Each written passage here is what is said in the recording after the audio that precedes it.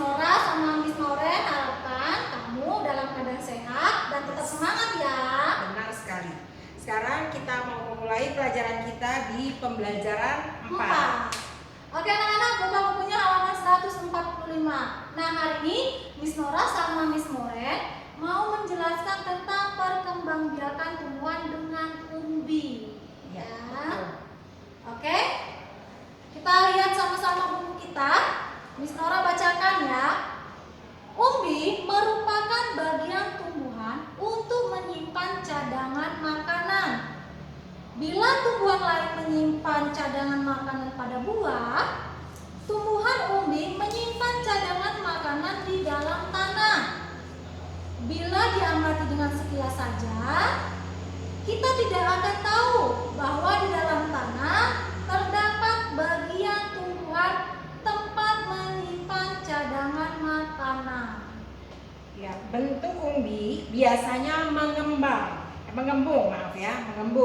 Terdapat 3 jenis umbi, yaitu sebagai berikut. Yang pertama, umbi lapis, contohnya bawang merah, bawang putih, ya. Ini di sini cuma satu aja bawang merah, tapi itu banyak ya. Yang kedua, umbi batang, ya. Umbi batang di sini ditulis kentang. Yang ketiga, umbi akar. Umbi akar, contohnya wortel. Selain untuk menyimpan cadangan makanan, umbi juga merupakan alat perkembangbiakan.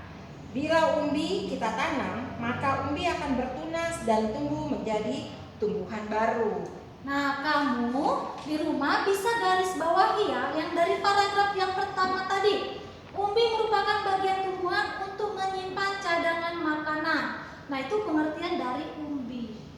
Lalu garis bawahi ya. Garis bawahi. Nah, lalu jangan lupa garis bawahi juga yang paragraf kedua. Bentuk umbi biasanya menggembung. Nah, itu juga kamu garis bawahi. Oke, Miss Noren, hari ini kita jawab pertanyaannya sama-sama. Ya. Kamu bisa tulis jawabannya di atas setiap soal, ya. Oke? Nomor 1. Nomor 1. Apakah umbi itu? Nah, umbi merupakan bagian tumbuhan untuk menyimpan cadangan makanan. Itu jawaban untuk nomor 1. Oke. Nomor 2, Miss. Nomor 2. Bagaimana bentuk umbi? Nah, bentuk umbi biasanya menggembung. Oke. Nomor 3, di manakah umbi tumbuh? Nah, umbi tumbuh di dalam tanah. Oke? Nomor 4. Oke, nomor 4. Apa yang terjadi bila umbi ditanam? Nah, umbinya akan bertunas dan bertumbuh menjadi tumbuhan yang baru. Oke, nomor 5. Sebutkan jenis-jenis umbi. Berikut contohnya. Nah, tadi ada 3. Yang pertama, umbi lapis. Contohnya bawang merah. Lalu ada umbi batang. Contohnya kentang. Lalu ada umbi akar. Contohnya wortel. Iya. Bisa ya? Kita lanjutkan ke halaman 146. Dibuka. Nah, di situ ada ayo mencari tahu, Miss. Iya, betul. Nah, ini ada contoh umbi, tapi kita disuruh untuk mencari contoh yang lain selain yang tadi kita ditulis ya. Iya. Nah, Miss Nora mau kasih satu contoh, nanti gimana, Miss? Kita kerjain sama-sama? Sama-sama aja, kita kerjain sama-sama. Kalian tulis sama-sama. ya. Nomor 1, umbi lapis. Selain bawang merah tadi ya, contohnya ada bawang bombay, ada bawang putih, lalu ada bunga bakung dan bunga tulip. Ya, bunga tulip ya. Untuk yang kedua, umbi batang. Nah, umbi batang ini selain ada kentang, ada bengkoang, ada ubi jalar.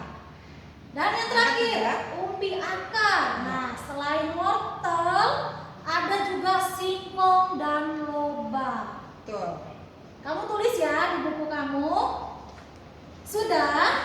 Kalau sudah, yang ayo bercerita yang di halaman 146 ini kita skip. Dan yang 147 juga kita skip. Iya, ya. kita skip. Langsung masuk di halaman 149, pelajaran PKN. Oke. Ya. Kita sama-sama baca tentang apa? Tentang kerjasama. Tentang kerjasama. Ya, tentang bekerja sama. Oke. Baca duluan, Miss. Oke, selesai berolahraga, Cika, Sekar, dan Sally belajar keterampilan membuat donat dengan diawasi oleh ibu guru. Sebelum bekerja, ibu guru berpesan semua anak harus bekerja sama agar mendapat hasil yang baik. Semua anak juga harus berhati-hati saat menggoreng donat. Iya. Saat bekerja, Sekar tidak dapat membentuk donat dengan baik. Hasil donat cetakan Sekar berbeda dengan hasil Cika dan Sally. Cika dan Sally tidak mengejek Sekar. Mereka mengajari Sekar bagaimana membentuk donat dengan baik. Ibu guru senang melihat Cika, Sekar, dan Sally. Mereka bekerja sama dan saling menghargai perbedaan. Kemampuan di antara sesama anggota kelompok, itulah bentuk kerjasama yang paling baik. Iya, Ya. jadi anak-anak kalau misalnya di sekolah ada tugas kelompok, Iya.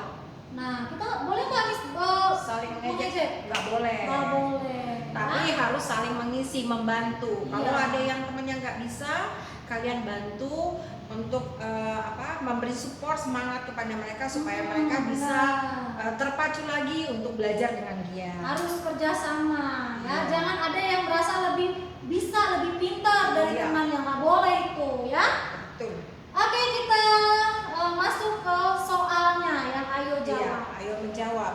Nomor 1, sesuai dengan sila keberapa dalam Pancasila Sika mau bekerja sama? Jawabnya Sila adalah sila Tiga. ketiga. Oke. Nomor 2, Kegiatan apa yang menunjukkan kerjasama dalam cerita di atas?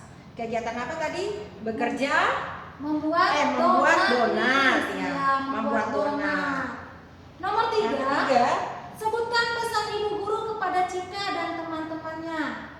Pesannya adalah agar semua anak bekerja sama untuk mendapat hasil yang baik. iya betul. Yang keempat, mengapa menghargai perbedaan termasuk sikap mau bekerja sama? Karena mereka saling menghormati dan menghargai teman. Dan yang terakhir, yang nomor 5, tulislah satu contoh tindakan yang dapat merusak kerjasama kelompok. Nah, tadi di cerita juga sudah ada. Salah satu contohnya itu adalah dengan mengejek teman. Itu tidak boleh. Itu bisa merusak kerjasama dalam kelompok. Ya. Oke anak-anak, untuk pelajaran kita hari ini sudah Sampai selesai di ya? sini. Sampai di sini Ya. sudah selesai ya. Untuk itu sebelum kalian sudah kerjakan ini semuanya, nanti jangan lupa untuk tetap di-share dan tetap semangat walaupun hanya belajar dari rumah ya. Yang pertama pesannya Miss dengan Miss Nora, jaga kesehatan ya, itu yang paling penting, jaga kesehatan. Yang kedua, tetap istirahat yang cukup, dan yang ketiga jangan lupa Doa. Oke anak-anak, sampai di sini dulu kita semuanya mengucapkan tetap semangat dalam belajar. God bless you.